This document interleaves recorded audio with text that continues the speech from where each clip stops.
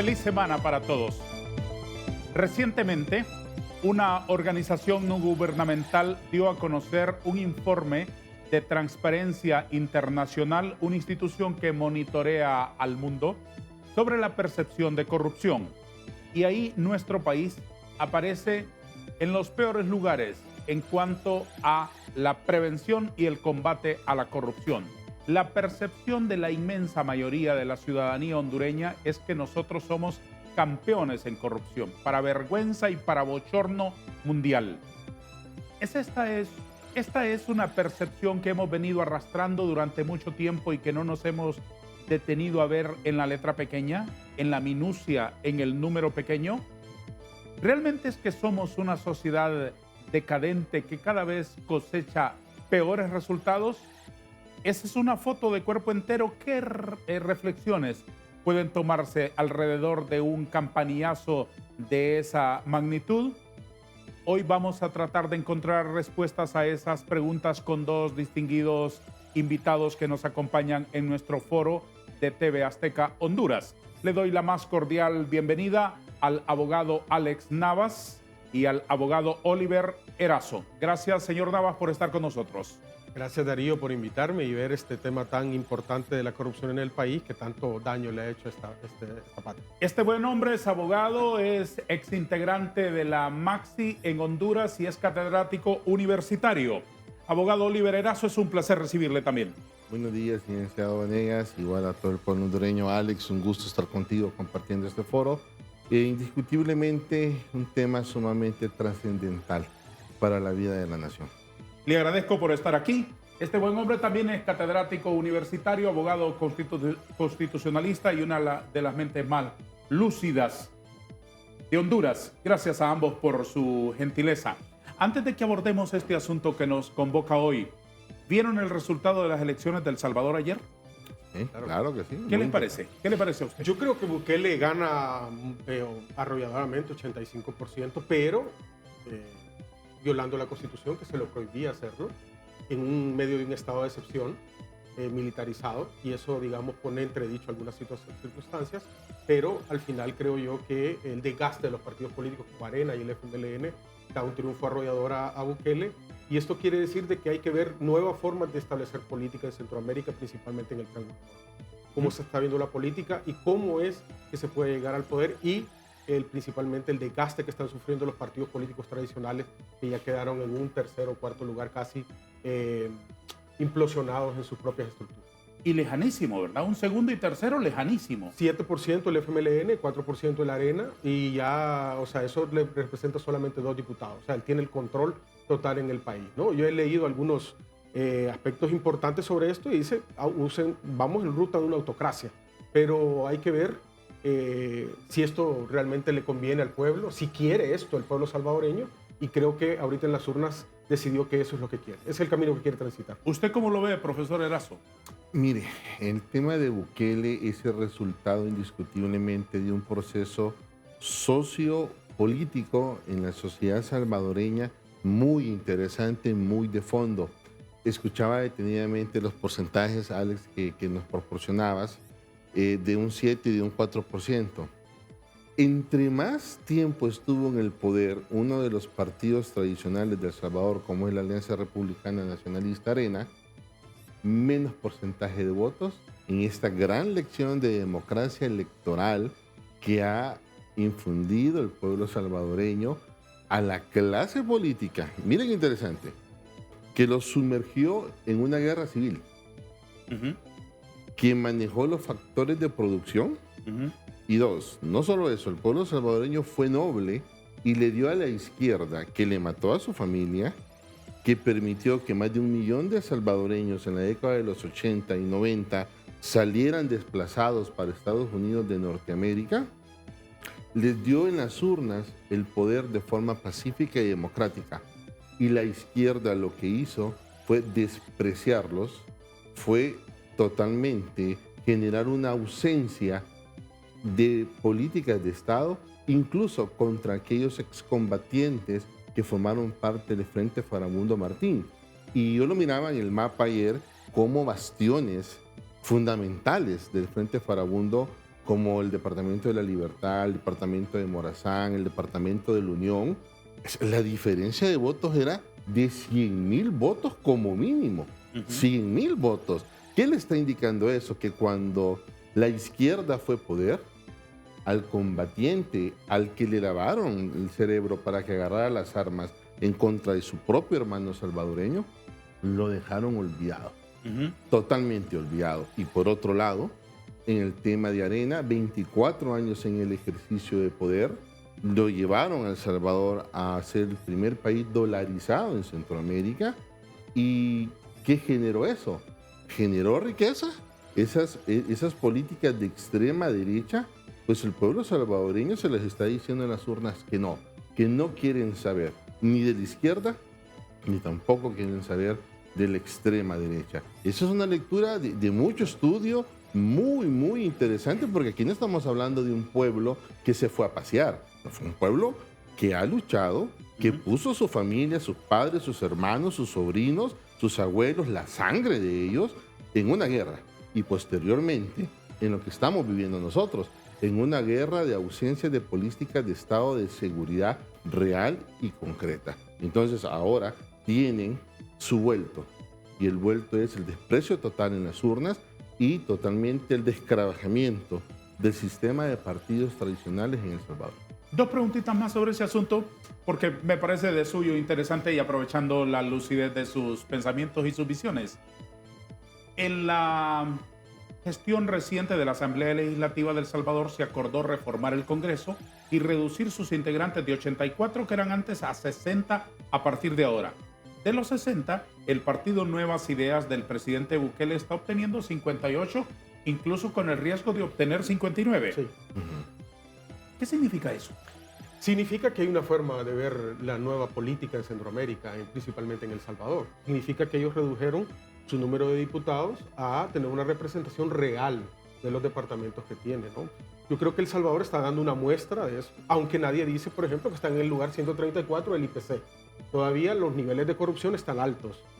Todavía el sistema del Estado de Derecho está muy alto para ellos, que está degradando todavía la democracia y el Estado de Derecho. Ahora, Bukele también es un personaje hecho, ¿verdad? Que tiene un ejército de personas que trabajan para él, haciéndolo bien, haciéndolo ver como que él es la salvación o el nuevo Morazán de Centroamérica. Pero que en la ruta, en las minucias, como usted lo decía, hay que ver otro tipo de cosas, ¿no? Estados Unidos ya lo ha denunciado. Hay varios funcionarios del gobierno de Bukele en la lista Angel. Hay varios funcionarios que están en las listas de corrupción.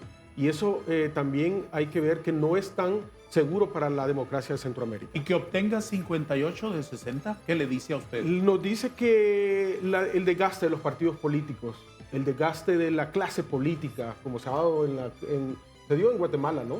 Ganó un partido muy pequeño, denotando que ya el liderazgo político hay que cambiarlo, ¿no? Y esto se está dando aquí a paso agigantado, donde los partidos políticos están perdiendo bastante presencia y que outsiders u otras personas pueden acceder al poder con este desgaste de los partidos políticos. ¿Bukele es un dictador cool?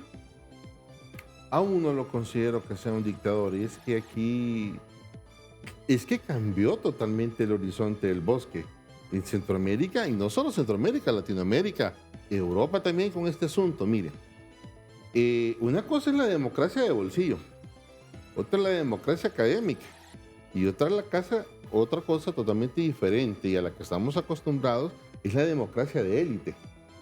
Una cuestión. Y lo que ha sucedido y está sucediendo en El Salvador es que la democracia de bolsillo es la que se ha impuesto sobre las otras dos formas y ópticas de democracia. Y lo explico sencillo. La democracia de bolsillo es la de la señora que está vendiendo baleadas, quien ya no llega el pupusas, desorden. en todo caso, pupusas. O pupusas. Hay que puntualizar pupusas. bien. Vamos a ver pupusas y qué otra cosa venden por allá. No me desprestigie la baleada, por favor. No. Las pupusas, pongámoslo ya en el contexto meramente salvadoreño. Sí. La que estás vendiendo con su plancha pupusas y ya no llega el extorsionador. No solo eso, sino que el gobierno local le permite trabajar ordenadamente, o sea, le permite trabajar. Y con eso le permite generar ingresos para mantener a su familia y con ello no cargar al que está en Estados Unidos y estarle pidiendo más remesas y que sus hijos los manda a la escuela y en la escuela encuentra una computadora o encuentra condiciones un poco más factibles de acceso a un derecho fundamental como la educación. Miren qué interesante. Esa es la democracia de bolsillo. Entonces viene y dice el pueblo, no, pues podrán decir que es dictador, podrán decir lo que quieran, pero yo tenía 30 años de no vender lo que vendo, de vender en paz y sobre todo de no pagar extorsión. Así se entiende entonces que esas personas desde la vida diaria, que ya no están expuestos a la presión, a la opresión de las maras y del crimen organizado, pasan de lejos que la Carta Magna prohibía la reelección inmediata del presidente Bukele. Absolutamente, es así. Usted le pregunta al salvadoreño, hay cualquier cantidad de medios de comunicación que han hecho la misma pregunta. Y la gente le dice, mire, no sé si sí o si no, pero esa es nuestra decisión y es así como nos estamos gobernando y por fin nos están gobernando bien. Ese es el tema. El tema no es lo que diga ya en este momento, en el caso específico de El Salvador, lo que se dijo en un primer momento del señor Bukele cuando sale electo la primera vez como presidente, que todo el mundo creía que era una marca personal, que era una nueva tendencia de las redes sociales. Lo ratifica en las urnas doblemente en porcentaje de votos. ¿Qué es lo que está haciendo bien que el salvadoreño intelectual, que el salvadoreño técnico, que el salvadoreño obrero y que el salvadoreño campesino esté votando masivamente por él porque cree firmemente en el proyecto de país y sobre todo haya rescatado el valor republicano de los salvadoreños? Yo pregunto a un salvadoreño y son los más grandes de Centroamérica. Son los más grandes de Centroamérica y el banco, el más grande de Centroamérica y la comida, la mejor comida. La biblioteca, la más grande de Centroamérica. El hospital, los mayores hospitales más grandes y más tecnificados de Centroamérica. Entonces, ¿qué es lo que está sucediendo realmente? ¿Será que entramos ya al momento de que nuestras constituciones están confrontando a la democracia de bolsillo? O sea, la de diario, no la de élite, porque la de élite es muy interesante. Te va a señalar que Bukele es autócrata cuando mínimo, o en su defecto, como lo están señalando ya, son nuevas dictaduras con nuevos vientos y con nuevas formas de posesionamiento social. Pero el tema es, como lo dice el pueblo salvadoreño, o sea, si esa es una dictadura, yo camino a las 11, 12 de la noche en el Parque Central. El pragmatismo de esa señora que vende pupusas versus la ortodoxia jurídica de una constitución que prohíbe la reelección y que se supera con una aplastante votación popular. ¿Cómo la ve, doctor Navas? Ese equilibrio entre la legalidad y la legitimidad es un poco complicada, ¿no? La legalidad, por ejemplo, en este país, hablo de Honduras, se han hecho las mayores atrocidades, que la corrupción, crimen organizado, en base a la legalidad. Hacemos leyes para esto, cuando el pueblo no las respalda. Mire China, por ejemplo. China es un gobierno centralizado. El 85% de los chinos dice que no, ellos no creen en la democracia. Les gusta el sistema centralizado del poder porque ponen a los mejores a definir. Ahí se parece mucho al sistema salvadoreño. Pongamos a los mejores, pongamos a la gente tecnificada para resolver los problemas y nosotros no nos interesa si la democracia es buena o es mala. Lo dice el Latinobarómetro. El Latinobarómetro dice el 30% de la población de Latinoamérica solo cree en la democracia, el 70% no cree en sus instituciones. Y eso nos ha llevado a que, como dice Oliver, la democracia de bolsillo contraste con la Constitución y diga la Constitución ya lo sobrepasó. Y hay que buscar nuevos espacios, nuevas estructuras para poder legitimar, digamos, estas nuevas formas de gobierno y estas nuevas formas de hacer política en Centroamérica. Mire, hay algo muy interesante sobre la visión de la democracia. Si usted agarra todos los de la izquierda de hotel que tenemos aquí en Honduras. Izquierda de hotel. Ya vamos a profundizar de eso. Y les preguntas tú, si Cuba es democrático, ¿cuál es la respuesta? Es la democracia perfecta para los de izquierda. Claro que es democrático. Y una vez un señor, mostrándome los zapatos en Suciedad, en San Pedro Sula, me decía, es que para mí la democracia, abogado, me dice, Lic, me dice. En San Pedro no le dicen nada de abogado, le dicen Lic a todo el mundo, sí. Dicen, sí, Lic, me dice, mostrándome los zapatos. Se cuenta, para mí en frijoles, tortillas y queso. se me quedó acá y decía yo una vez haciendo un estudio, trabajo, de la Constitución del 82 de nosotros. ¿Cuántos derechos se ha comido el pueblo hondureño? Los ha disfrutado en su vida. ¿Cuántas viviendas ha comprado? ¿Cuánto acceso a la salud ha tenido de la Constitución del 82? Y digo yo, ¿quién será más democrático entonces? ¿Honduras? En esa perspectiva de este señor que me lustraba los zapatos, o un país que le permite el acceso al mínimo vital a su población, aunque de repente no sea una república democrática. Mira qué interesante estos asuntos. Entonces viene el salvadoreño y dice, este hombre es de mano fuerte, este hombre es cool, este hombre llega al 65% del electorado que no se sabe por quién va a votar, pero que tiene intereses comunes. En este momento, en el globo terráqueo, ¿cuál es el interés común de todos los jóvenes? Tener acceso a la tecnología, tener acceso a la conectividad. Mira qué interesante, distinto a su adolescencia y a la mía.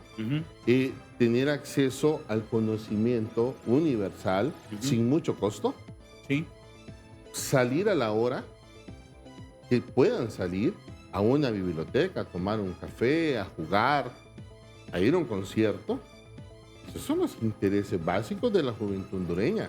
Ahora, si la ponemos en comparación y en contexto con la sociedad salvadoreña, ¿quiénes están teniendo mayor acceso a la democracia y a sus derechos constitucionales?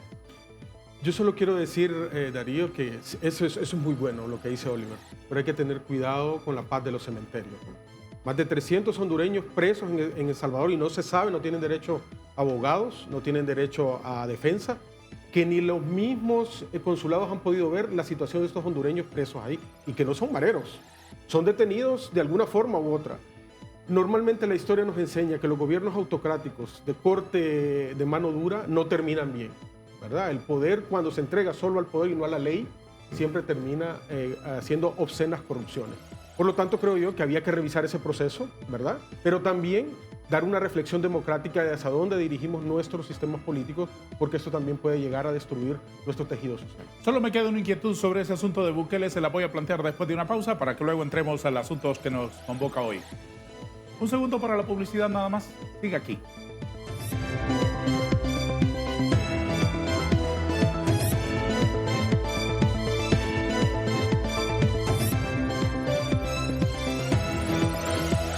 La distancia entre ustedes y nosotros está en su control. Es momento de que Honduras cambie de canal. La televisión ya no es un número. La televisión es contenido. En el 44, en el 60, en el 121, el número es lo de menos. Somos TV Azteca Honduras. Somos lo que quieres ver. Y estamos más cerca de ti.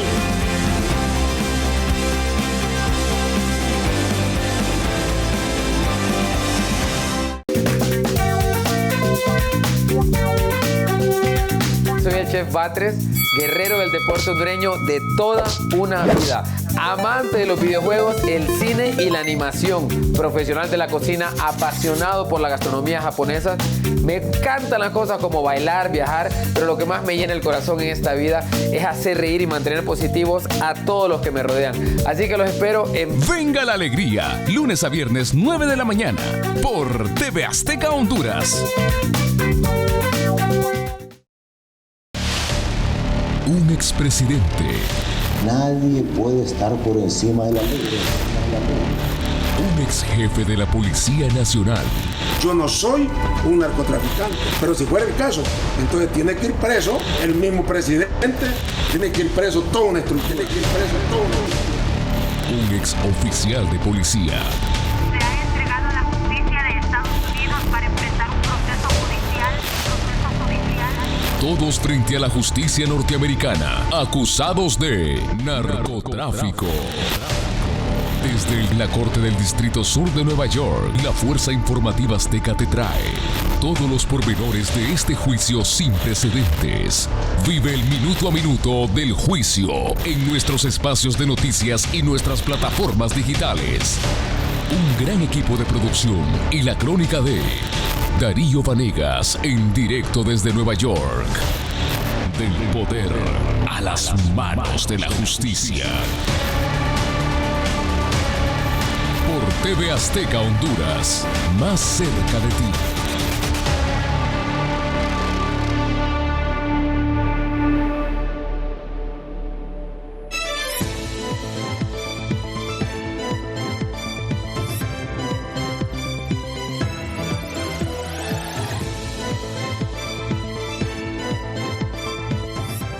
Partamos de una premisa.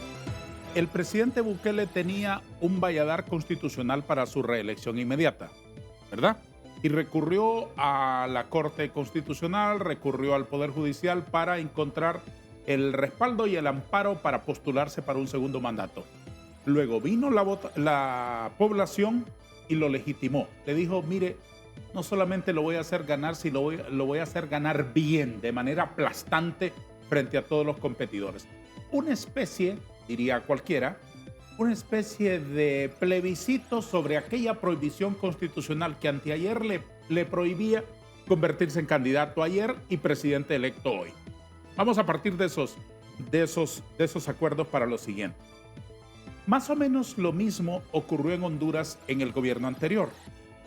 Había una veda constitucional para la reelección, un recurso en la Corte Suprema de Justicia le franqueó, por lo menos formalmente, al presidente convertirse en candidato a presidente. En aquel momento, el Partido Libre condenó semejante acto. Hoy, el Partido Libre en el poder felicita a Bukele. ¿Cómo lo interpreta usted? No, bueno, esto es una cortesía internacional, ¿no? Este presidente. No consideraría yo que esto es un acto de que valoran la reelección o no. Es un tema de presidente a presidente. Pero las cuestiones en democracia, cuando tienen un problema de naturaleza, Darío, siempre llevan problemas. Juan Orlando Hernández se religió de manera ilegal, utilizando lo de Bolivia, lo de Nicaragua, lo de El Salvador, y aquí la mayoría de las personas lo denunciaron. Ahora, ¿cuál es la diferencia en este caso? La diferencia es que Bukele está haciendo las cosas que cree el pueblo que está bien. Y eso realmente, de alguna forma, legitima los procesos que él está haciendo, ¿no? Pero en esa balanza de la legitimidad y la legalidad, yo consideraría que lo mejor es establecer los parámetros democráticos para que él se pudiera haber reelecto, ¿no? Derogar la Constitución y ponerle la cuestión de la reelección sin ningún inconveniente. Y eso le daría un aura de democracia, de Estado de Derecho fortalecido, de legitimidad también al presidente Bukele, que no tendría ninguna duda de que él es el presidente realmente electo.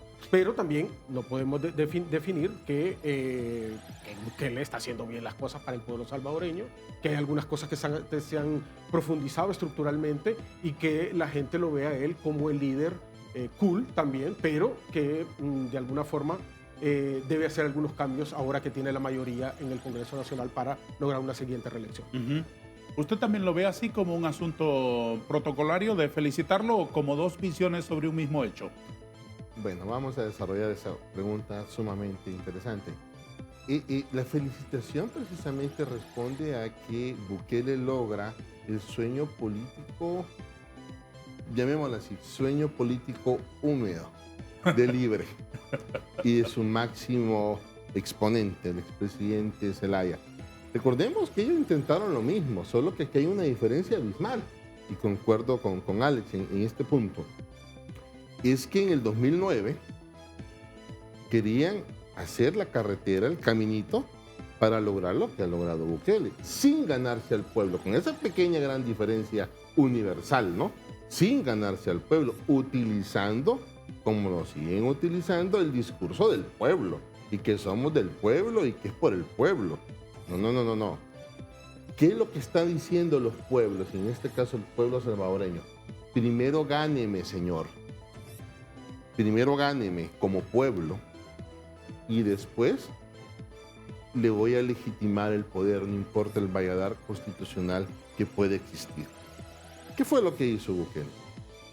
Se presenta un primer mandato, cumpliendo los requisitos de la Constitución, le ponen 1000 trabas para poder ser inscrito, logra vencer esas 1000 trabas incluso lo expulsan del Frente Farabundo y logra hacer un outsider con un partido prestado. Sí. Y llega a la presidencia. ¿Qué es lo que hacen estos 4 años de gobierno? Se gana el pueblo, y que aquí olvidamos algo bien importante. En la visión tridimensional del Estado. El Estado se compone por 3 elementos. ¿Ok? El poder, la población y el territorio. Entonces, Bukele trabajó en la población, en el elemento población. Se lo ganó y ahora la población le da legitimidad de poder en las urnas. Y mire qué interesante esto, porque esto vamos a la doctrina constitucional del poder. ¿Y qué es lo que sucede? Es que tenemos gobiernos legítimos porque fuimos a un proceso electoral, pero cuando usted revisa la legitimidad que le dio el pueblo, de un 27%, de un 30%, y eso que ha generado en toda América Latina, en Centroamérica y en nuestro país, gobernanzas totalmente débiles, o sea, que no permiten gobernanza absoluta. Y ese fue el caso del expresidente Zelaya. ¿Con cuánto ganó el expresidente Zelaya en el 2006? 28%. 28%. ¿En qué terminó? Todos los demás presidentes que hemos tenido en Honduras, el proceso de legitimidad, ¿cuál es? Ausencia de votos en las urnas. Gana el ausentismo, no el volumen de votos de la población diciéndole a un presidente: creemos en su proyecto, señor presidente o señora presidenta, y lo vamos a acompañar. Es interesante. Los salvadoreños dicen ahora, el salvadoreño que anda vendiendo sorbete, como dicen ellos, no ice cream. Hoy vamos por la economía, dice el señor del carrito. Hoy vamos por la economía. ¿Qué empoderamiento tiene la clase más humilde trabajadora de El Salvador de decir: nosotros somos un pueblo trabajador, somos chiquitos en territorio, pero lo más grande de Centroamérica? Es interesante. Yo sí creo que hay que tener cuidado con eso. Yo coincido en parte de lo que dice Oliver, pero eso mismo lo decían en la Alemania pre-nazi, ¿no? O sea, resolvieron el tema económico, que venía con una situación bastante complicada, el tema de seguridad, un discurso, digamos, de alineamiento también, de que ellos eran los mejores, y que terminó Alemania, ¿no? O sea, una Alemania complicada. No podemos nosotros valorar el tema de la seguridad. Galeano lo decía, no confundamos la justicia con la seguridad.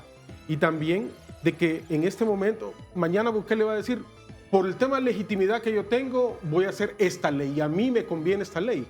Y le va a creer todo el pueblo salvadoreño. No podemos ir haciendo valladares al sistema democrático, al sistema de leyes que está establecido por un personamiento del poder. Yo creo que, si bien es cierto lo que dice Oliver, la legitimidad se la dio al pueblo, hay que tener cuidado con las leyes que van a venir. Recuerde una cosa, él se metió al Congreso con los militares, quitó a la Corte Suprema de Justicia, lo mismo que hizo Juan Orlando Hernández aquí, quitó a la Sala Constitucional, quitó al fiscal general, pero como es un presidente cool, entonces hay que dejarlo, ¿no? Hay que tener mucho cuidado con eso, porque el día que ya no le guste la Corte Suprema, o no le guste la CICIG, que la sacó de El Salvador, la CICIES, la sacó de ahí, o no le guste la Corte Suprema, va a decir: señor pueblo salvadoreño, necesitamos quitar esto porque yo soy el que mando, yo soy el que puedo hacerlo. Yo no defino de que él no está haciendo las cosas bien, pero hay que tener cuidado el avance de estas situaciones autocráticas que está dando El Salvador. Señores, les propongo que hablemos del asunto del último informe de Transparencia Internacional sobre la percepción de corrupción en Honduras. ¿Cómo hay que interpretarlo? Mire, yo creo que estamos en una situación complicada. La corrupción ha venido de esos temas estructurales, históricos, que han venido dándose en el país. Creo que hubo una reacción virulenta del Estado, del gobierno principalmente, con este tema. Pero yo creo que no hay que matar al mensajero. Realmente, Transparencia Internacional tiene un prestigio importante en este espacio, y con ese informe también se le daba a Juan Orlando, se le daba duro a Juan Orlando, ¿no? Por lo tanto, creo yo que esta es una oportunidad del gobierno, que ha hecho algunas cosas importantes, pero que faltan algunas otras cosas. La instalación de la CICI, el nombramiento de los fiscales generales en propiedad, y algunas leyes que son trascendentales para esto. Ahí dejaron una ley importante que no se ha tratado en el Congreso, la Estrategia Nacional contra el Combate a la Corrupción, que la dejó el doctor Edmundo Orellana. Y esa ley no se ha tratado en este espacio. Entonces yo creo que el gobierno, viéndolo como una situación que arrastra, no podemos decir que no, debe tomarlo como una oportunidad y no como una amenaza, ¿no? No podemos denotar de que de alguna forma ASJ tiene unos claros oscuros que podrían generar, pero en una democracia, Darío y Oliver, lo mejor, la constante debería ser que la gente diga lo que quiera y la regla debería ser limitar la libertad de expresión de las personas. ¿Cuál es la primera valoración que hace usted sobre el informe de Transparencia Internacional, doctor Erazo? Lo primero es que no nos están diciendo absolutamente, Alex y Liceo Darío, nada nuevo. Nada nuevo. O sea, el problema de corrupción estructural en Honduras es sumamente agudo y en artículo mortis. O sea, nos está matando el Estado constitucional democrático de derecho y nos está matando todas las instituciones. Pero yo me llamó muchísimo la atención por qué la reacción tan virulenta, ¿no? Tan violenta, tan sosegada, tan reactiva de esto. ¿Qué fue lo que dijo? O sea, ¿qué algo nuevo dijo? Sí, para comenzar, el informe dice que no ha avanzado y está estancado. O sea, no hay avance, no está diciendo que hay más corrupción, que ha crecido más, que no hay avance. Pero yo se lo envié a su WhatsApp. Una nota buscando a ver entre líneas qué es lo que tanto le molesta a este actual gobierno de ese informe. Y primero dice algo bien sensitivo. El tema de que en Honduras la corrupción detrás de la titulación de tierras. Vamos a ese tema. ¿Se acuerda que de repente cuando comenzó el gobierno hasta nombraron una comisión para el tema de eso? De la UAN y todo. De la UAN, esto y todo lo otro. Y al día de hoy los hondureños no tenemos respuesta de ese tema, del derecho de propiedad. Y en la zona norte gravísimo el tema. Pero hay algo todavía más sensitivo que creo que fue lo que provocó esa reacción virulenta y de intromisión, como dice la izquierda que gobierna. Dice, hace un llamado a los gobiernos, no solo el hondureño, ¿no? Sino todos los que abarca el estudio. Priorizar, dice, la lucha contra la corrupción, reforzando los mecanismos de pesos y contrapesos. Ahí está la cosa. Ahí está el divieso democrático. Fortaleciendo las instituciones públicas, reivindicando los derechos de información y a la libertad de expresión y prensa. Esto es lo que le faltó. Esto. Escuchaba a Alex y decía, ¿qué es lo que hizo el presidente vecino? Pues que lo mismo hizo la presidenta de nosotros, se fue a meter al Congreso Nacional. Sí. Eligieron fiscales al margen de la Constitución. Sí. ¿Cuál es la diferencia? La legitimidad que le da el pueblo en un país y en otro. En este caso, en el de nosotros. Viene y ahora hay un informe de Transparencia Internacional y señala aspectos que ha venido señalando de diferentes gobiernos. Lo único que el punto, cuando dice, mire, fortalezcamos los contrapesos y los frenos y contrafrenos, ahí hay un problema acá arriba. Fortalezcamos las instituciones, ahí hay otro problema. ¿Por qué les incomoda que les digan que se fortalezcan las instituciones? O sea, ¿cuál es el malestar de origen, de naturaleza? ¿No para eso están los gobernantes? ¿Para fortalecer las instituciones? Sí, pero es que fortalecer las instituciones conlleva desconcentrar el poder, repartirlo, horizontalizarlo. Claro. Y eso al típico gobernante latinoamericano de los últimos tiempos de estas repúblicas bananeras no le gusta. ¿Y cómo se llama eso? Corrupción, ¿no? Pero también hay que entender, Darío, que este país históricamente tiene un estado paralelo.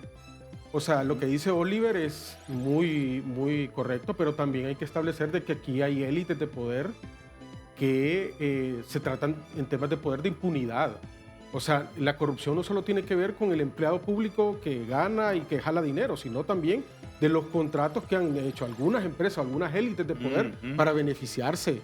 Por ejemplo, temas de contratos, el contrato de Palmerola, el contrato de los peajes, todo eso también fue víctima de corrupción. Por lo tanto, la empresa privada tiene que resolver ese tema. Otra cosa importante, el tema de impunidad. No podemos desconocer, Oliver es abogado, fuimos compañeros en la universidad, que llegó un fiscal general aquí al Congreso Nacional y dijo que el 80% de los casos no se resuelven en este país. Los femicidios no se resuelven en este país. Eso es corrupción y eso es impunidad. Por lo tanto, creo yo que es un tema estructural. En 2 años no se van a resolver todos los asuntos. Claro, se tienen que tomar decisiones, pero también son cuestiones históricas que todos los sectores tienen que hacer. Dígame una cosa, el compliance del COEP, el tema ético de la empresa privada, donde cuando va a contratar con el Estado debe hacer los lineamientos, que no hayan pastillas de harina, que no hayan cuestiones que nos vendan en el Seguro Social, máquinas de 95 millones de dólares que no le sirve al hondureño. Esas son cuestiones que debemos de ver, que son de las dos canchas, ¿no? Como en el fútbol. Así que creo yo que los círculos de impunidad, los círculos de corrupción, los círculos de desigualdad que están dando también influyen en el flagelo de la corrupción. Aproximándonos a una primera conclusión así de previo, ¿el informe de Transparencia Internacional es una buena foto del cuerpo entero de la sociedad hondureña? Es una buena foto y es una oportunidad. O sea, el gobierno realmente, yo lo publiqué en mi Twitter, es un error reaccionar virulentamente. ¿Por qué? Porque esto debería ser parte de la construcción de las nuevas políticas públicas y de Estado en combatir la corrupción. Aquí, Darío, los niños caminan en el área rural del 12 kilómetros de ahí, 12 kilómetros de venida para ir a la escuela por la corrupción. Y esas cuestiones estructurales son las que tiene que resolver el gobierno de forma puntual e inmediata. ¿Qué mensaje nos traslada el gobierno entonces cuando en lugar de hablar del mensaje dispara al mensajero? No, yo lo que creo es que no debemos de ideologizar el tema de la corrupción. La corrupción es un tema transversal, donde hay nacionalistas, liberales, libres en temas de corrupción. Por lo tanto, creo yo que lo que debía hacerse es un acto de contrición de toda la clase política. También hay que reconocer de que dentro de esta clase política hay mafias, estructuras criminales que todavía se resisten a que ceder espacios en esta guerra de privilegios. Y que no entienden ni ideología en lo absoluto. Exactamente. Ellos lo que les interesa es mi privilegio. Sí. Aquí hay reuniones que dicen, yo no voy a pagar esto porque esto es... Aquí hay, Oliver y Darío, aquí hay gente que va, y usted lo sabe, en la zona norte del país, que hace concursos de pesca, de gran pesca, y hay gente aquí, como lo dice Oliver, que no tiene para comer, se lo dijo el FOSDE, 3.2 millones de hondureños no tienen que llevarse el plato de boca no tienen que llevarse a comer en el día. Entonces, esas desigualdades, esa impunidad, esos círculos de corrupción, debemos de estructurarlos y el gobierno tiene que poner a los mejores a definir esos procesos. No a la gente que le dice sí a todo el poder, porque al poder le gusta la docilidad, sino que tiene que poner a los mejores para dejar un legado, que estos niveles empiecen a bajar y por lo menos que la CICI en este año esté instalada. En 30 segundos este puntito para continuar después profundizando. Cuando el gobierno dispara contra el mensajero y no habla sobre el mensaje, ¿quiere distraernos? Primero, un factor de distracción mediático y segundo, porque se sienten aludidos. Sienten que el saco, el traje les queda a la medida. Y eso es lo que sorprende, porque por un lado dicen que en este gobierno no hay ningún acto de corrupción, pero viene Transparencia Internacional, da un diagnóstico que lejos de molestar, de decir, bueno, entonces estamos estables, o sea, no ha seguido avanzando la neumonía de la corrupción, o sea, la tenemos estable y podemos entonces trabajar, fortalecer y comenzar a bajar los índices de corrupción. Pero lejos de eso, lo que viene es si comenzamos a atacar al mensajero. O sea, no tiene ningún sentido. O sea, no hay una ni coherencia ni congruencia. Pausa comercial.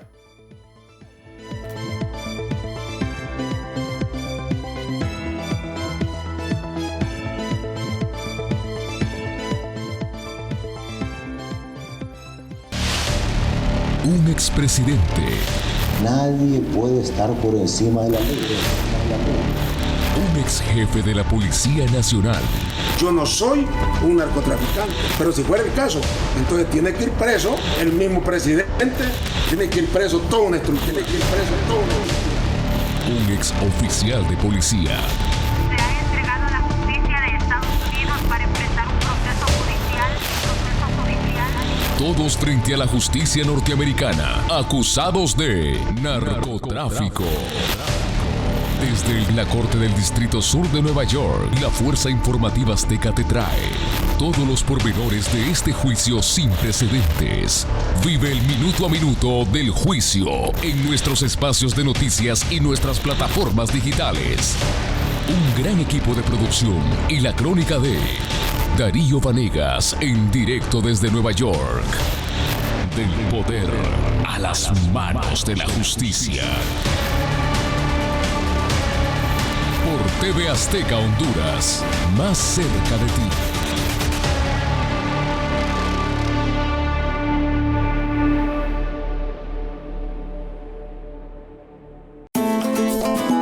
lunes a viernes a las 11:30 preparamos tus sabores. Pueden ser platillos caseros o gourmet, pero acomodados a tu bolsillo.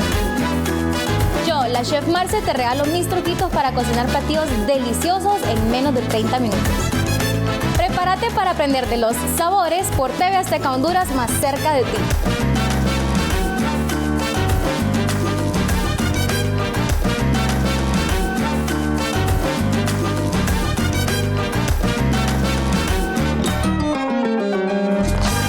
Mira lo que te puede pasar por estar tan bonita y tan solita, chiquita. ¡Los Vengadores del Camión! Cuando menos te lo esperas, el pasado puede venir a remover el presente. ¿Pero por qué queremos agarrar a los Vengadores? No están haciendo nada malo. Porque la justicia no se hace por mano propia. ¡Policía! Y nunca sabes a dónde te va a llevar. La neta sí lo voy a extrañar. Asegúrate que sea el sitio correcto.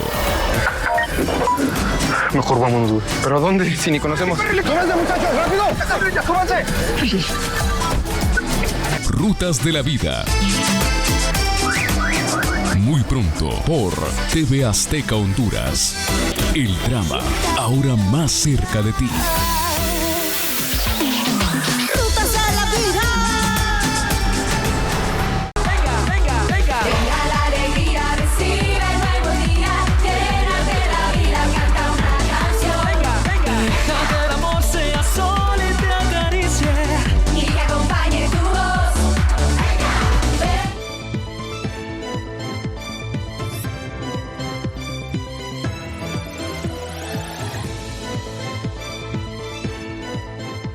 Doctor Alex Navas, con la salida del exministro de Transparencia, don Edmundo Orellana, ¿se debilitó esa área del gobierno? Mire, yo creo que el doctor Edmundo Orellana ha marcado un paradigma de la persecución y de la justicia penal en Honduras, ¿no? Yo creo que es una baja importante en el gobierno, debido a que él era funcionario, creo que del Parlacén, y deja un vacío. Yo creo que el gobierno lo que debería hacer es buscar una persona técnicamente igual que él, ¿no? Con el mismo dinamismo de trabajo y con la misma aura que tiene para poder impulsar todos los procesos ante la corrupción. Hablábamos aquí entre cámaras que, por ejemplo, la UNCAE o NADICI están abajo de esta secretaría y la Estrategia Nacional de Corrupción, que son pilares fundamentales, por ejemplo, para que la CICI y cualquier estructura que venga a pelear contra la corrupción tenga efectividad. ¿Hay corrupción en el gobierno?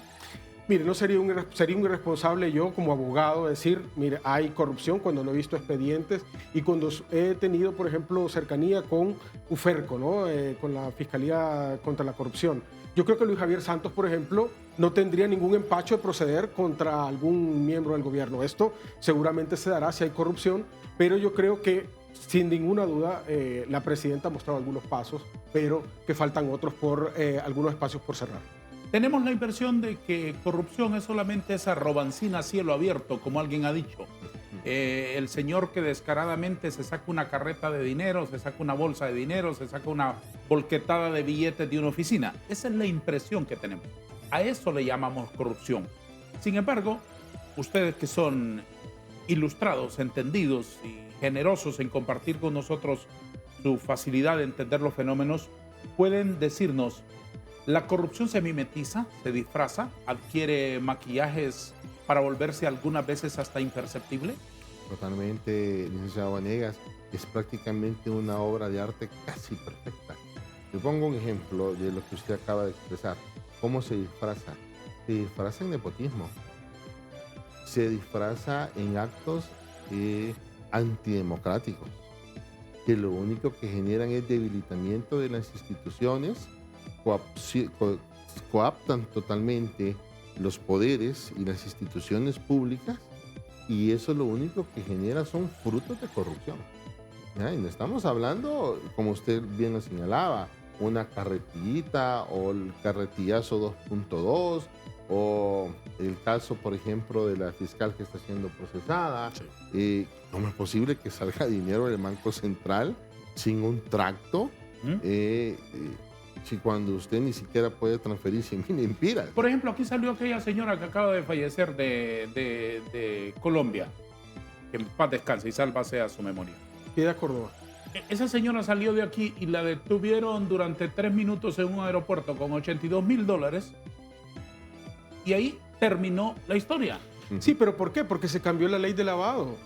Porque se construyó un escudo de impunidad en el Congreso anterior, donde el lavado de activos, usted le encontraban $10,000 uno y a usted lo tenían que llevar, presentar el requerimiento fiscal por lavado de activos, porque se presumía que había una acción ilegal por andar $10,000 uno más uno en eso. Y en el caso de ella, solo podía haber sido un objeto de investigación si hubiésemos después recurrido al Tribunal Superior de Cuentas a ver si le hacen un delito precedente y de Darío, dónde sacó el dinero esta señora para poder castigarlo. Mire, Darío, aquí, por ejemplo, nosotros cuando estuvimos en la Maxi fuimos a ver el caso Lavallato. Lavallato fue un caso laberíntico en Brasil, el caso más emblemático de América Latina en temas de corrupción. Aquí no se hizo, y yo ahí difiero con Oliver, aquí no se hizo tanto, es como un mecanismo, no. Aquí se sacaba el dinero de las instituciones del Estado y la iban a depositar a las agencias de banco en el mismo centro cívico gubernamental. Esa era la corrupción a cielo abierto que usted habla. Aquí no sabía que no les iban a pasar nada y que había un mecanismo de corrupción que los protegía en el Ministerio Público, en la Corte Suprema de Justicia, en el Tribunal Superior de Cuentas. Leí el otro día un Twitter, decía, una diputada decía, ¿para qué vamos a pedir más apertura al Tribunal Superior de Cuentas si ya nos pusimos de acuerdo? O sea, ya se pusieron de acuerdo. Ya no necesitan el circo para ir a presentar más documentos. ¿Ponerse de acuerdo para qué? Ya se pusieron de acuerdo por los magistrados del Tribunal Superior de Cuentas. ¿Y por qué quieren ponerse de acuerdo con el Tribunal Superior de Cuentas? Porque ahí está el fondo departamental. Ahí está el caso Red de Diputados.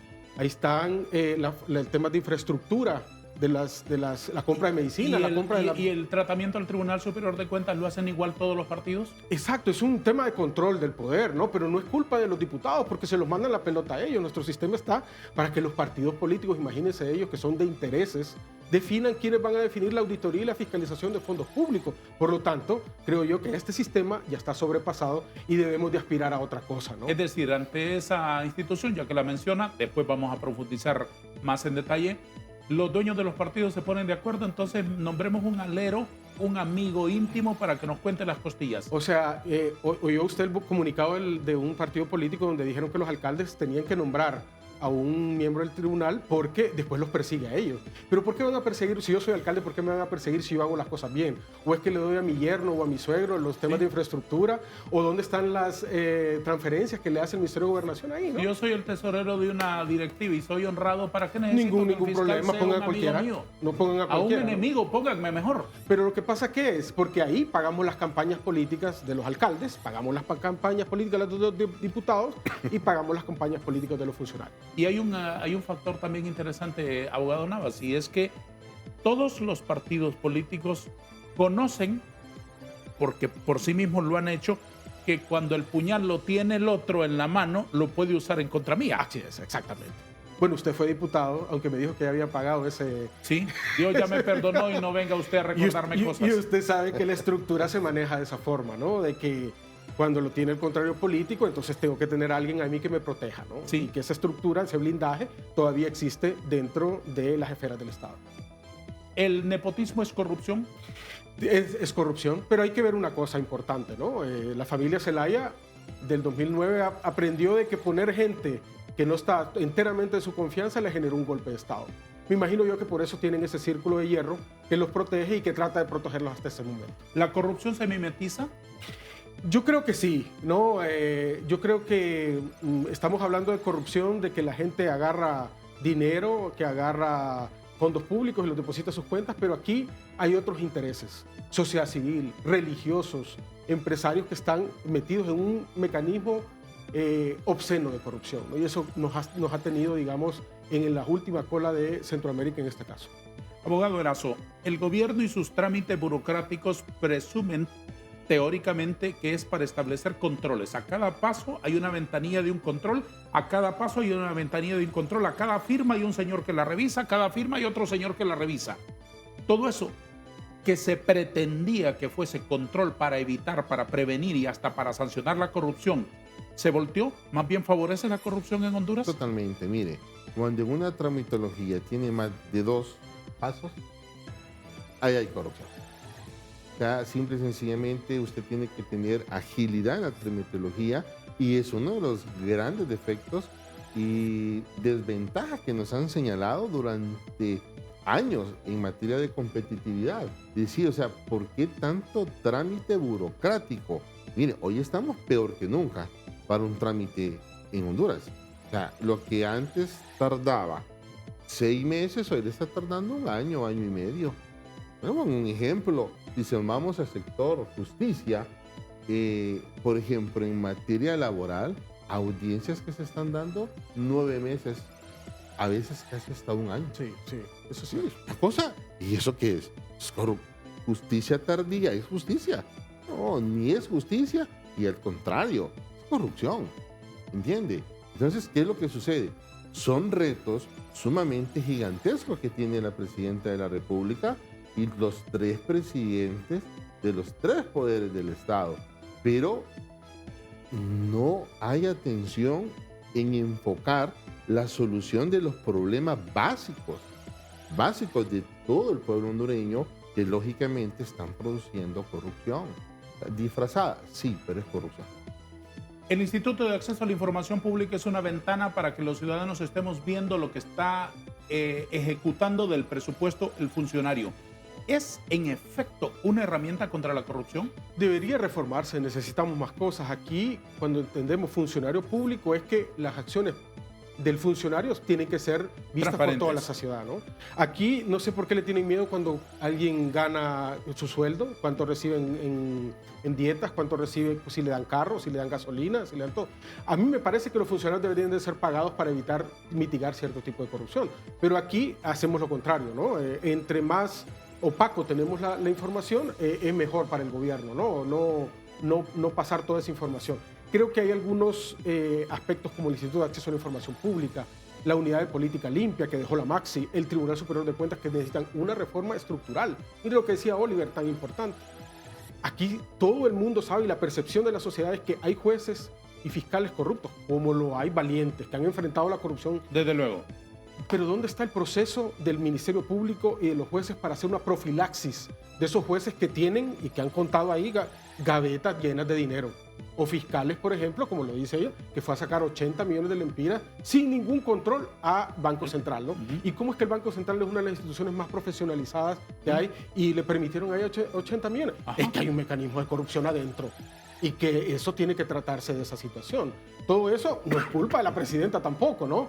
Y no es culpa de los 3 poderes del Estado, sino que tiene que haber mecanismos intermedios que puedan abordar este tema de manera conjunta, integral, estructural. De lo contrario, Darío, siempre estaremos pegando en la punta y abajo tendremos una podredumbre salvaje. ¿Cuáles son las reformas estructurales entonces que necesitan esas instituciones? Han mencionado Instituto de Acceso a la Información Pública, es decir, eso es transparencia. Eso es que todos los que están tocándonos el dinero nuestro de los contribuyentes estén en una vitrina a la vista de todos los ciudadanos que contribuyen. Tribunal Superior de Cuentas, que es el que necesita estar haciendo auditorías.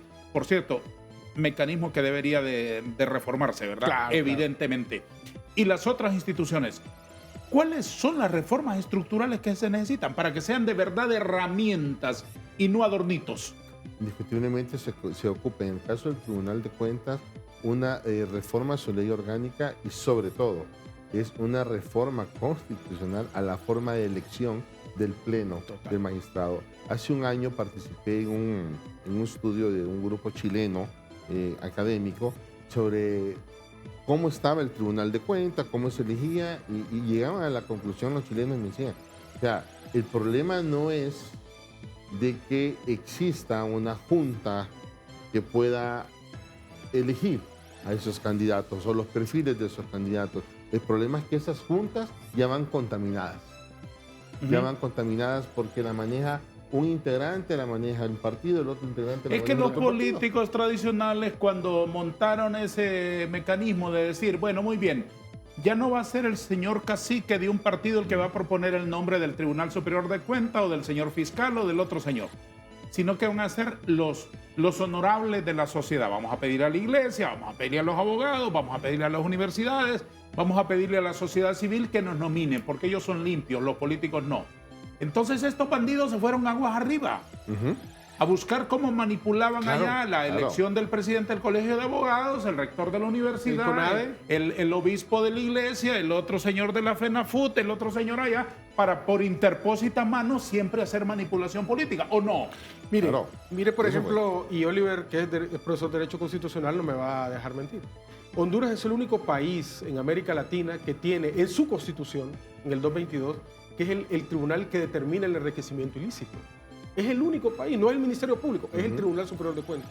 ¿Y cuántos casos se ha dado el Tribunal Superior de Cuentas de enriquecimiento ilícito? 2 casos. En los 4 periodos que ha estado, 2 casos. Entonces, estamos en una falla estructural. Tiene 30 auditores para todo el país y los demás son por contrato, o sea, y terminan trabajando después en las empresas o en las instituciones donde fueron a hacer auditorías. Esa es una falla estructural de origen que tiene el Tribunal Superior de Cuentas. Por ejemplo, le dicen, usted llene su declaración jurada, pero no le dicen cuál es su relación societaria con políticos, con empresarios, o su esposa tiene relaciones o es abogado o abogada de una gran empresa que tiene socios con una empresa.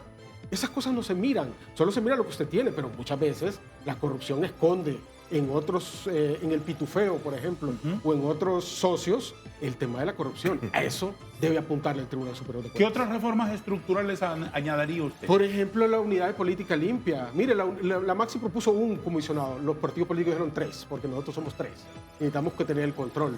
¿Dónde está el tema, por ejemplo, de financiamiento político? Que no solo son las cuentas que hace un contador, Claro. sino que realmente deben de ser auditorías in situ Claro. de cómo se está gastando este tema, ¿no?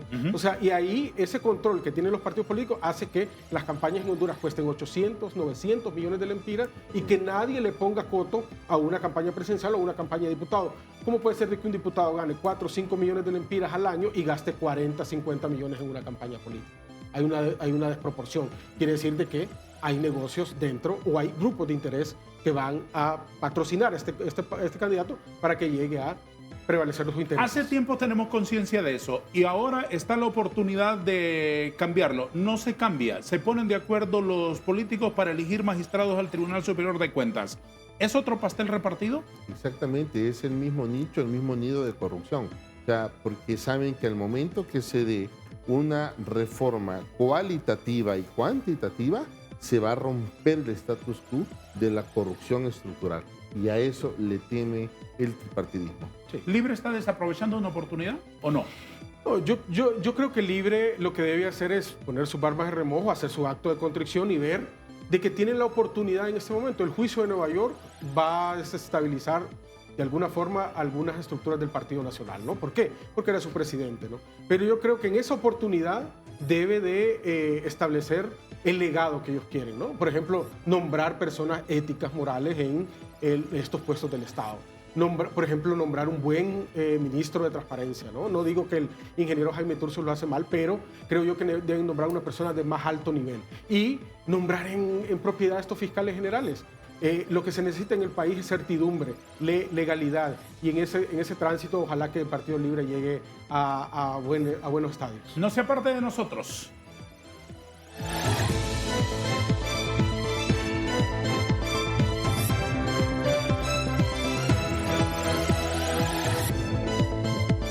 Ser el próximo presidente. Nadie puede estar por encima de la ley. Que nadie está por encima de la ley. Y voy a fortalecer la honestidad. Voy a hacer lo que tenga que hacer para recuperar la paz. ¿Cómo se pasa de estar en la cúspide del poder a enfrentar a uno de los sistemas judiciales más implacables del mundo? Los cargos, las pruebas, los testimonios y los demás implicados en un juicio sin precedentes.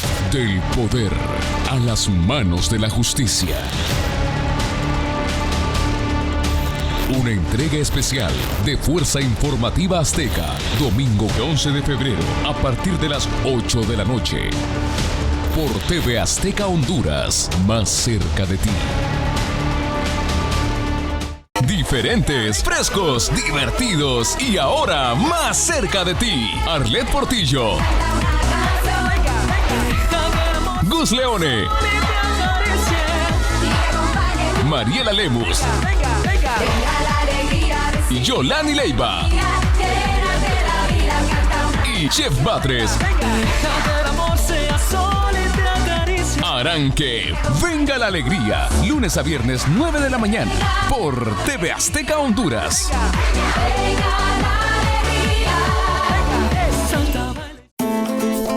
De lunes a viernes a las 11:30 preparamos tus sabores. Pueden ser platillos caseros o gourmet, pero acomodados a tu bolsillo. Yo, la chef Marce, te regalo mis truquitos para cocinar platillos deliciosos en menos de 30 minutos. Prepárate para aprender de los sabores por TV Azteca Honduras, más cerca de ti.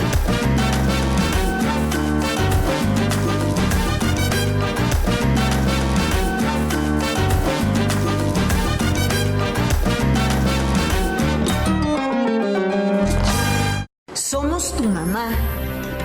Somos tu hija. Tu abuela. Somos tu hermana. Tu amiga. Somos lo que queremos ser. Somos amor. Somos dolor. Somos fuerza. Ternura.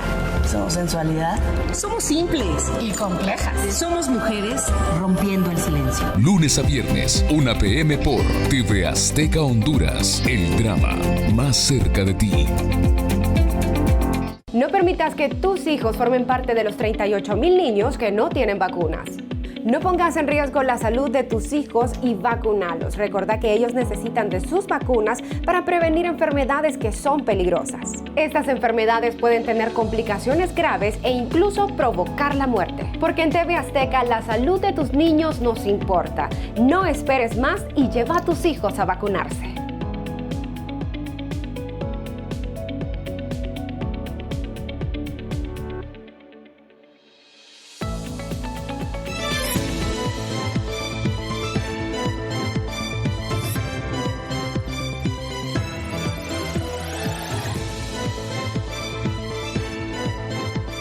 Seguimos hablando sobre el siguiente informe de percepción de corrupción publicado por Transparencia Internacional, con dos distinguidos, ilustres invitados que son un lujo ahora para nuestro foro en TV Azteca Honduras. El abogado Alex Navas es el hondureño que más alto rango tuvo en la misión de apoyo contra la corrupción y la impunidad MAXI, y el ilustrado catedrático universitario y abogado constitucionalista don Oliver Erazo.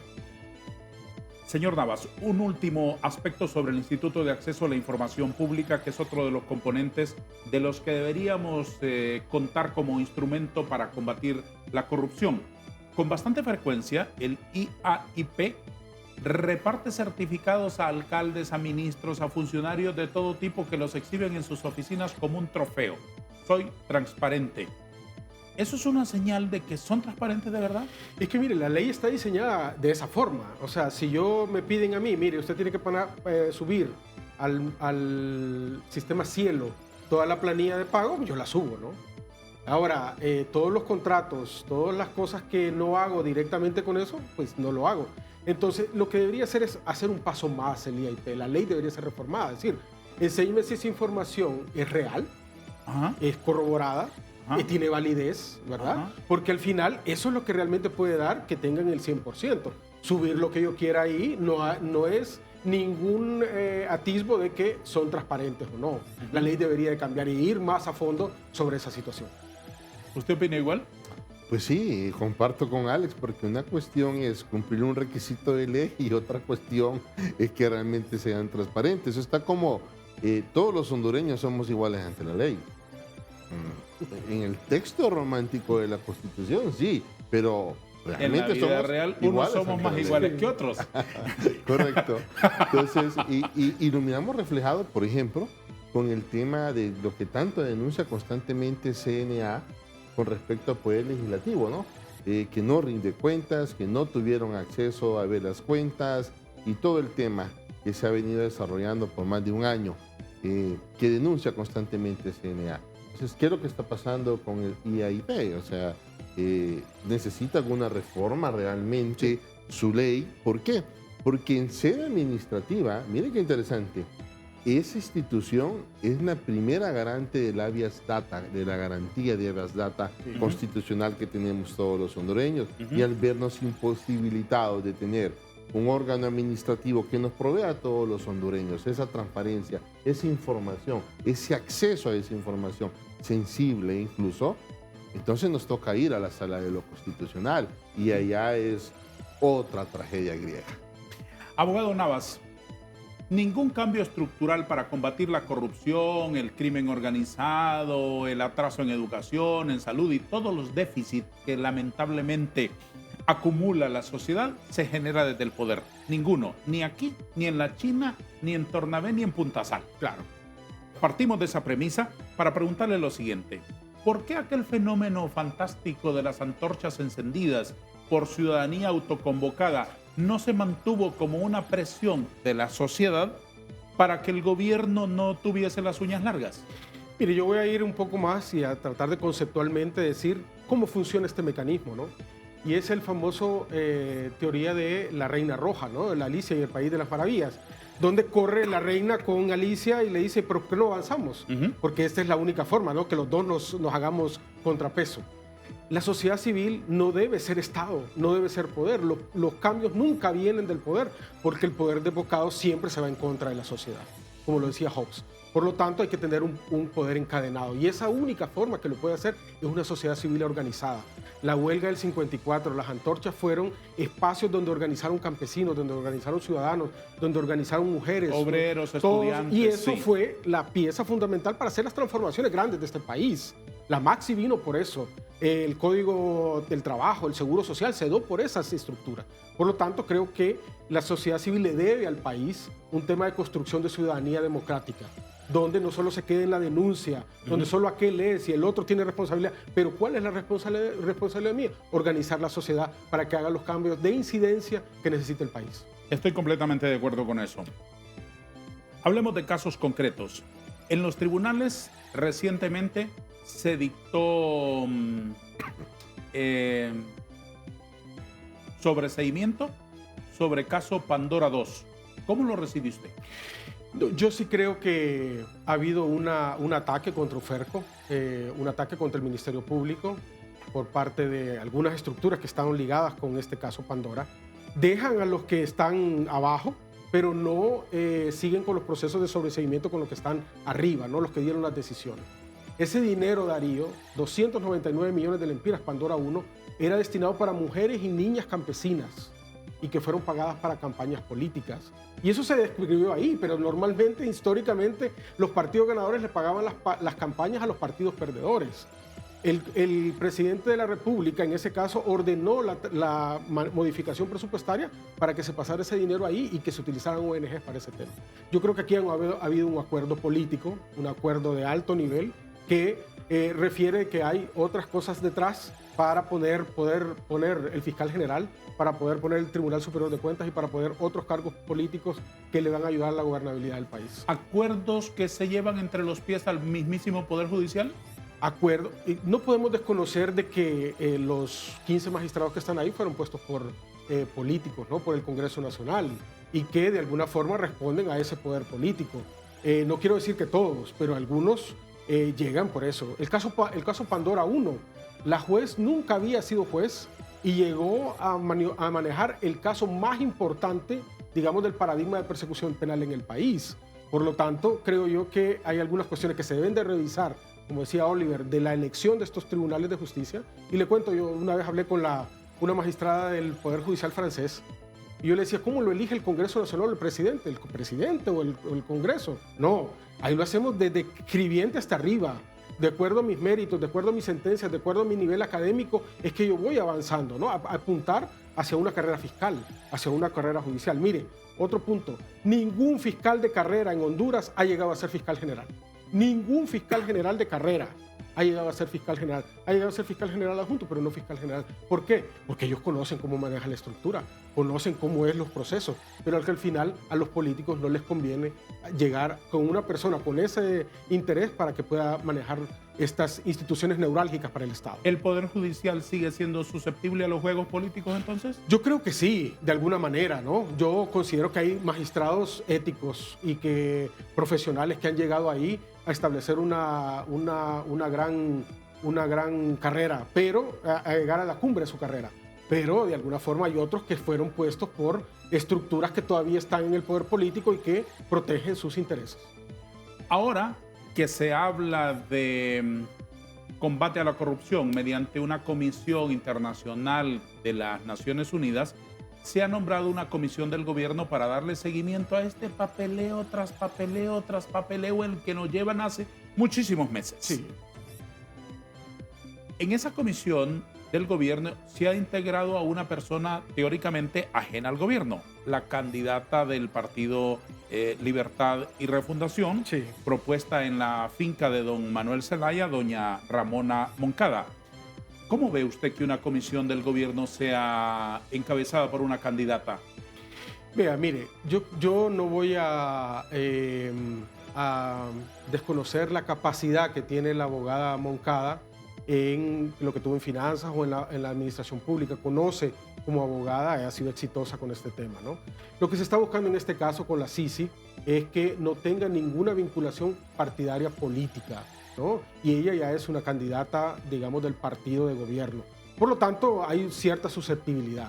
Pero me contaba, por ejemplo, en el mismo Mundo Orellana, en la década del 80, que había un presidente del Partido Nacional que lo iban a poner de la Corte Suprema de Justicia, y cuando le preguntaron a los grandes líderes del Partido Liberal, ¿qué opinas de Alejandro, creo que era Aguilar, ¿no? ¿Qué opinas de él? No hay problema. Él es un hombre ético, él es un hombre honesto, ¿no? O sea, él va a definir cosas como tiene que ser con la ley.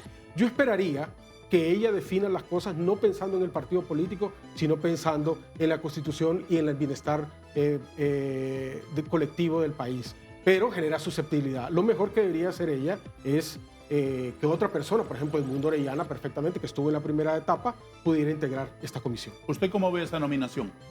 Es parte de la estrategia política para una distracción y segundo para mantener el tema del poder y el acceso al poder. Mire, si ya sabemos que lo que se persigue, el objetivo, como bien lo apuntaba Alex inicio, bueno, es que no haya ni ideologías ni partidización en el tema de Sisi, ¿por qué mandar a la candidata oficialista de Libre?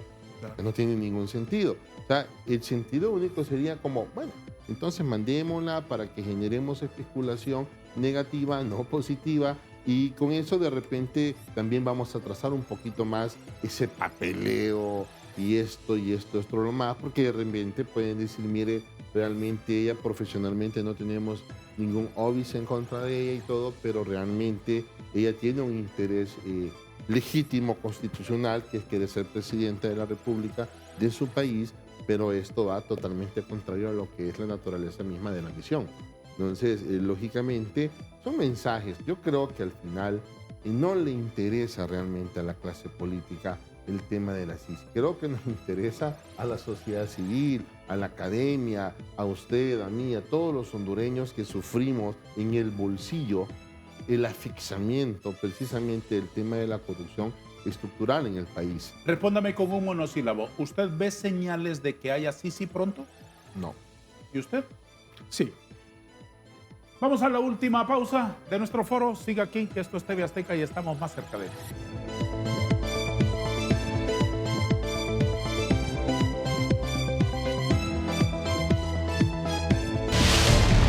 Un expresidente. Nadie puede estar por encima de la ley. Un ex jefe de la Policía Nacional.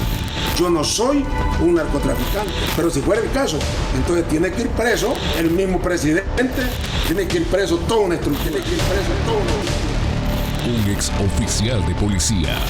Se ha entregado a la justicia de Estados Unidos para empezar un proceso judicial. Todos frente a la justicia norteamericana, acusados de narcotráfico. Desde la Corte del Distrito Sur de Nueva York, la Fuerza Informativa Azteca te trae todos los pormenores de este juicio sin precedentes. Vive el minuto a minuto del juicio en nuestros espacios de noticias y nuestras plataformas digitales. Un gran equipo de producción y la crónica de Darío Vanegas en directo desde Nueva York. Del poder a las manos de la justicia.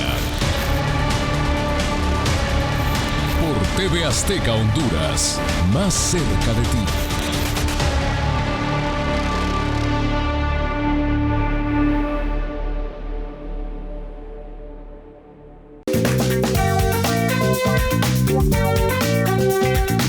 Hola, soy Soy Yolani Neiva y aunque no lo crean, poseo la mitad de edad de todos en este set. Estoy tan contenta de compartirles a cada uno de ustedes los secretos, los tips de belleza para ponernos guapas y guapos juntos. Sin duda que tenemos cosas muy buenas para ustedes. Estamos encantados de poder llevar alegría a cada una de sus mañanas aquí. Venga la alegría, lunes a viernes 9 de la mañana por TV Azteca Honduras. De lunes a viernes a las 11:30 preparamos tus sabores. Pueden ser platillos caseros o gourmet, pero acomodados a tu bolsillo. Yo, la chef Marce, te regalo mis truquitos para cocinar platillos deliciosos en menos de 30 minutos. Prepárate para aprender de los sabores por TV Azteca Honduras, más cerca de ti.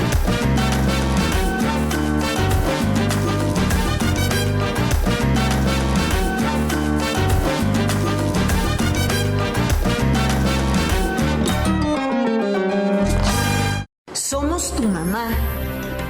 Somos tu hija. Tu abuela. Somos tu hermana. Tu amiga. Somos Lo que queremos ser. Somos amor. Somos dolor. Somos fuerza. Ternura. Somos sensualidad. Somos simples y complejas. Somos mujeres rompiendo el silencio. Lunes a viernes, 1 p.m. por TV Azteca Honduras. El drama más cerca de ti.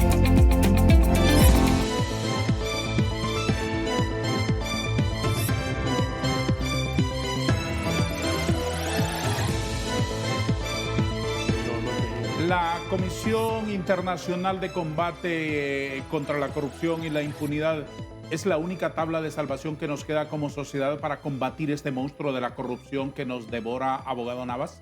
Mire, yo siempre he dicho que la Maxi, la Sisi o cualquier mecanismo que venga no es la panacea para construir la corrupción en Honduras. En los mejores tiempos de la Maxi, Darío, nosotros tuvimos 60 empleados, de los cuales 30 a 35 eran de materia técnica, fiscales, jueces. ¿Cómo vamos a combatir una corrupción de cientos de años con 40 personas? Lo que debemos de hacer es traer esta comisión que le dé el respaldo, que le dé el apoyo a la institucionalidad nuestra y que pongamos los fiscales, los jueces, los auditores, los magistrados que tengan que estar ahí para que cuando se vaya la Maxi. Mire, la Maxi se fue y quedó el tema de corrupción ahí. Necesitamos fortalecer nuestras instituciones. Como hondureños nos debe afectar con la dignidad que venga un organismo internacional a decirnos cómo tiene que hacer las cosas. Aquí hay valientes fiscales, valientes jueces que han enfrentado sobre estos temas. Entonces, creo yo que este es el primer paso, pero de ahí el siguiente debe ser fortalecer totalmente la institucionalidad nuestra y los aparatos que tienen que ver con operadores de justicia que están combatiendo la corrupción. Se necesita elegir fiscales en propiedad en el Ministerio Público. ¿Qué información tiene usted? ¿Los partidos están en la labor de elegir un fiscal en propiedad y el fiscal adjunto en propiedad o están en negociaciones políticas? Están en negociaciones políticas y creo que va a haber un sacrificado de los dos, de los que están interinamente, porque Libre indiscutiblemente no quiere soltar al abogado Joel, ¿no? Sí, Joel Zelaya. Joel Zelaya, están empecinados y probablemente sacrificado sea el abogado Morazán, ¿no? Entonces, pero volvemos y repetimos, es incluso hasta penosa esta conversación y tenerla entre nosotros los hondureños, porque habiendo todos ellos tienen sus calificaciones académicas y profesionales, no deberíamos de estarles manchando su hoja de vida y su reputación por un tema meramente político, cuando ellos han accesado y se sometieron a un proceso por competencias académicas y profesionales. Entonces, volvemos al punto. Esto es como la saga, ¿vale? El principio es el fin y el fin es el principio. Todo se origina en la clase política y cómo estamos ejerciendo el poder y cómo estamos visualizando. Miren, o sea, no están solos como la garza de la Pantera Rosa que metía la cabeza en el suelo, abría y solo estaba ella, ¿no? No, somos casi 10 millones de hondureños que estamos pendientes de esto y que próximamente vienen las elecciones. Y después son los lloriqueos y después son la pérdida de poder absoluto. Y esto es sumamente sensible, licenciado Darío. El tema es que la corrupción estructural en el país está terminando de asfixiar lo poco que nos queda de Estado y instituciones. Sí. Abogado Navas, ¿qué comentario tiene usted sobre eso? Sobre la formalización de una elección en propiedad de fiscales en el Ministerio Público, considerando el escenario político que tenemos en el Congreso. Mire, usted escucha diputados, escucha funcionarios públicos diciendo, bueno, lo que nosotros necesitamos es poner al fiscal, a uno de los dos fiscales o tener al director de fiscales, ¿no? O sea, no es que vamos a poner al mejor, sino que vamos a poner al que cubra, ¿no? Al nuestro. Porque al final se conocen quiénes van a poner los requerimientos fiscales, hasta dónde se puede llegar, ¿verdad? Con ciertos requerimientos. Y eso es una tragedia para el sistema de justicia hondureño. Que no podamos poner fiscales que realmente respondan a la Constitución, que respondan a intereses políticos y que van a cubrir las espaldas de mafias, de estructuras criminales que todavía están ahí, ¿no? Que no me toquen a mí en esta situación. Creo que el sistema de elección, como usted lo dijo, ya convencieron a los de los gremios, al empresario, al del CONADE, para que ya llegue todo tamaleado, como dicen ahí, y que al final ya tenga el control político de esta situación. Creo que ya se ha rebasado y creo que ya debemos de llegar a otro estadio para elegir a los altos funcionarios del Estado. De la Maxi, desde la Comisión de la Verdad se viene diciendo de que hay que tener una ley de elección de altos funcionarios de todos los niveles para que llevamos por meritocracia, idoneidad y profesionalismo a estas instancias del Estado. ¿Qué le queda libre frente a la imposibilidad de tener una mayoría calificada en el Congreso para llevar adelante una elección a su gusto? Falta que haya más talento de discusión, de diálogo. La política es eso, el arte de lo posible, de poder llegar sin pactos con mafias o con estructuras criminales, sino que la discusión, la plática, el argumento debe ser lo primordial, ¿no? Todos debemos de discutir, todos tenemos derecho a hablar, todos tenemos derecho a disentir. Ahora, todo debe ser en base al bienestar común. Y yo espero, como lo dijo Oliver, que la clase política siempre haga un acto de reflexión, porque sabe que si le van bien a ellos, nos van a ir bien a todos. ¿Cuál debería ser el mecanismo? Yo creo que hay que apuntarle para el tema de las leyes de carreras judiciales, carreras fiscales. Deben de ir escalando ellos mismos para que los mejores calificados como fiscales especiales o como fiscales rasos puedan ir avanzando, como lo son los militares, como lo son los policías, ¿no? Que van avanzando y que luego el poder político tiene que elegir entre los mejores de ellos, no a los que traigan de afuera para cubrir sus espacios. ¿Qué más falta que hacer en nuestra sociedad, además de las reformas estructurales a las instituciones, además de alejar las manitos de los políticos de la manipulación de esas instituciones, además de levantar una sociedad crítica y beligerante, que son cosas que ustedes aquí nos han explicado bien? ¿Qué más hace falta hacer para que la corrupción nos estorbe, para que nos indigne, para que nos produzca esa sensación vomitiva de estar ante lo execrable? Muy bien, necesitamos, ¿qué es lo que debemos hacer? Elegir políticos, no mercenarios del poder. No tenemos políticos, tenemos mercenarios del poder. 1. 2. Al elegir políticos de verdad, entonces vamos a tener una producción de leyes que fortalezcan las instituciones. O sea, podemos venir de misión en misión. Esta sería la segunda. Sí. Esta sería la segunda. Y vamos a seguir manteniendo la misma corrupción estructural. Verbigracia, miremos en comparación Guatemala. ¿Realmente fue una solución? Mire la crisis que tiene Guatemala. ¿Y fue el resultado de qué? Usted le pregunta a los guatemaltecos y le van a decir, entonces parte del resultado de la crisis en Guatemala. Entonces no fue el modelo correcto. O sea, no llegó a solucionar nada. Llegó a empeorar. O sea, como quien dice, llegó a revolver en la materia fiscal y a que diera mucho más a la hora del mediodía. Entonces, ¿cuál es el camino realmente que necesitamos transitar los hondureños? Y es el fortalecimiento institucional, o sea, es tener buenos jueces. Apuntaba Alex, la meritocracia debe de ser el norte. O sea, no es posible que usted encuentre en los juzgados de la República jueces ganando 27,000 empiras, jueces ganando 40,000 empiras, cuando la cuota de la casa de un juez, de una señora jueza... Es de $1,700. Sí, y es cabeza de familia. La señora juez, el señor juez, ¿me entiende? O sea, ¿qué tipo de poder judicial? Exigen doctorados, maestrías, pero ¿quién las paga? Claro, así es. ¿Se las paga el poder judicial? No. Entonces, lógicamente, tenemos lo que hemos producido. Otra cosa, ¿cómo poderle pedir al Poder Judicial milagros cuando la señora presidenta está pidiendo que le den el 3% constitucional? Dímelo completo, por favor. Claro. Para poder contratar más jueces y poder destrabar la mora judicial. O sea, son cuestiones que son de simple lógica, de 2 y 2 son 4. ¿Somos una sociedad que repele la corrupción? ¿Tenemos naturaleza anticorrupción los hondureños o nos disfrazamos? En nuestro tejido social está instaurado el paradigma distorsionado. Aquí hay personas que fueron procesados por la Máxico. Me gusta ese concepto.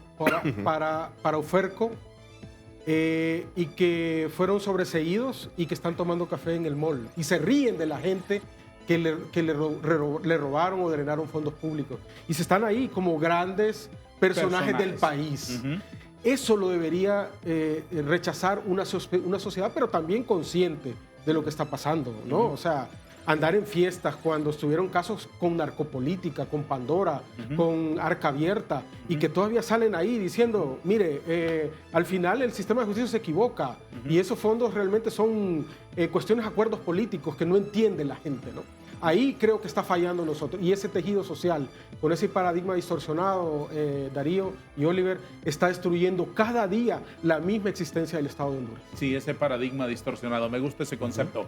Porque en realidad quien es íntegro, quien actúa de acuerdo a cómo piensa, que piensa correctamente, actúa correctamente y tiene esa conexión indisoluble, realmente lo va a manifestar en todos lados. Pero somos una sociedad que repudia la corrupción en este cielo abierto de los escándalos en Twitter y ta. Pero le elige. Exacto. Pero vota por él a la vuelta de la esquina, cuando ese señor viene disfrazado de Santa Claus. Así es. A repartirnos la bolsa solidaria, por un lado. Por el otro lado, fíjense ustedes en esta distorsión que a mí me duele mucho, realmente me duele mucho.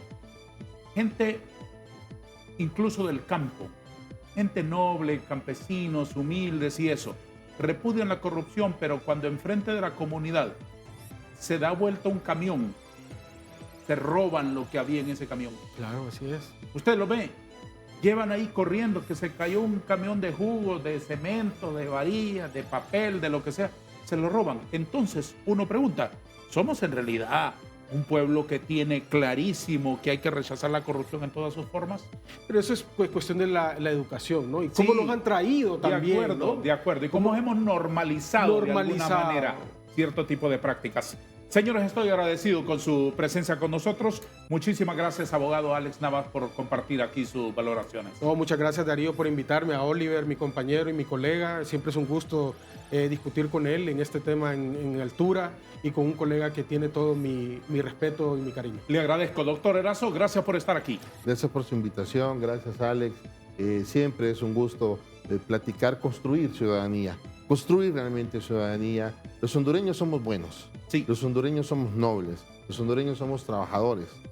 Y como decía Rubén Darío, aunque la patria pequeña es, uno grande la sueña. Grande la sueñó. Y sigo soñando en mi Honduras grande.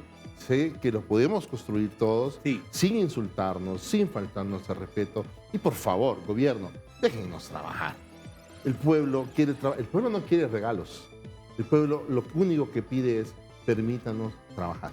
Muchísimas gracias, señores. A todos, gracias. Adiós.